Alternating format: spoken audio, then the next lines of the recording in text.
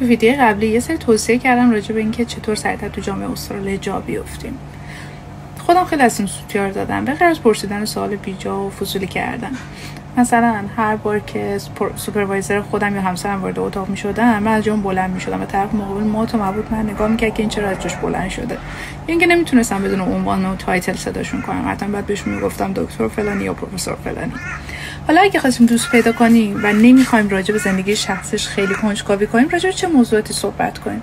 راجع به فعالیت‌هاش، راجع به ورزش، راجع به رستوران، راجع به غذاهای جدید، راجع به فرهنگ‌های جدید.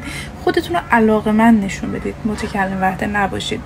و یه لکچر طولانی راجع به فرهنگ ایران، راجع به غذای ایران، راجع به سیاست، راجع به فوتبال، راجع به مسائلی که فقط خودتون دوست دارید صحبت نکنید. میتونم میخواین اسپیکینگتون قوی بشه، ولی شما میخواین دوست پیدا بکنید، پس بهتره که به طرف مقابلتون هم احترام بذارید و به علاقه‌مندی‌هاش توجه کنید.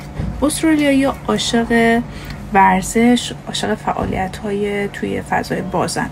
میتونید راجع به شنا، راجع به ساحل‌های خوب، راجع به مسیرهای پیاده روی، دوچرخه سواری و چیزای از این قبیل ازشون سوال بپرسید.